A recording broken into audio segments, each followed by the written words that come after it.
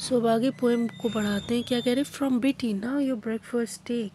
यहाँ पे बेटी जो है ये माँ है,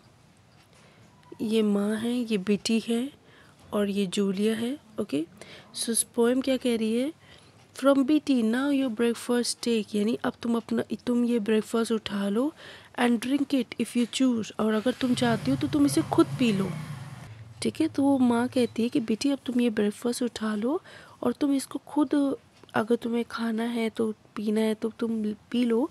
and beg that she your haughtiness and passion will excuse.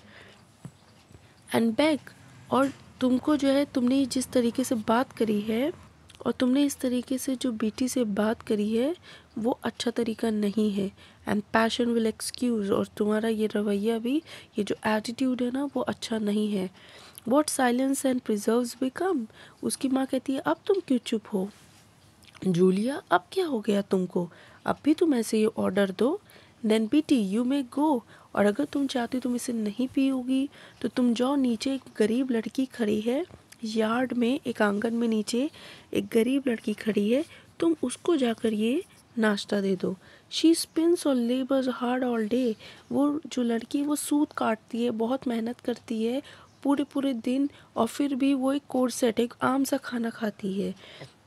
She thankful for the smallest gift, वो इस छोटी सी चीज़ पर भी बहुत शुक्र करेगी और मुस्कुराएगी क्योंकि वो एक अच्छी लड़की है, because she is good. But you with that sad pouting, और तुम ये जो पाउट का मतलब मुंह बनाना, लेकिन तुमने जो उदास सा चेहरा बना रखा है ना, और जो आईब्रो को ओवरहंग कर दिया है, ओवरहंग का मतलब होता है चढ़ा लिए है, विद ग्लूम, गुस्से से, उदासी से, may if you please from hence retire, retire का मतलब चले जाओ, तुम यहाँ से फिर उठ के चली जाओ। And stay in your own room, और अपने रूम में चली जाओ। No breakfast you will have today, तुम्हें आज कोई नाश्ता नहीं मिलेगा। नो नीड अगेन अपीयर, और फिर मेरे सामने मत आना। Till your brows your chase that frown, जब तक कि तुम्हारी ब्रोज का मतलब आईब्रो जो है वो फ्रोन ना हो जाए, सही ना हो जाए, हट ना जाए। And from your eyes the tear, और तुम्हारी आंखों से ये आंसू ना दूर हो जाए।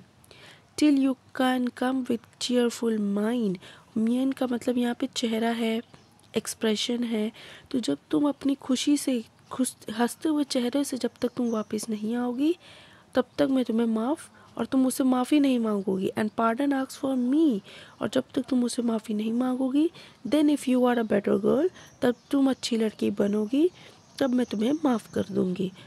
ठीक है, सो स्टोरी बस हमें सिंपली ये दिखा रही है कि एक माँ अपने बच्चों को अच्छा बुरा कैसे समझाती है और किस तरीके से हमें दूसरों को ट्रीट करना चाहिए।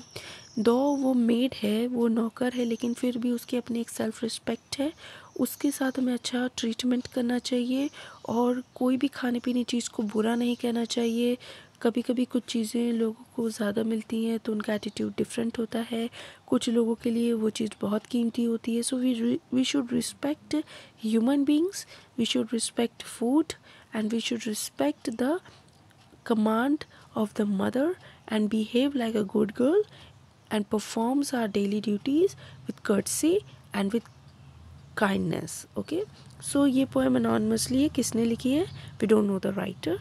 Hope you can understand this poem.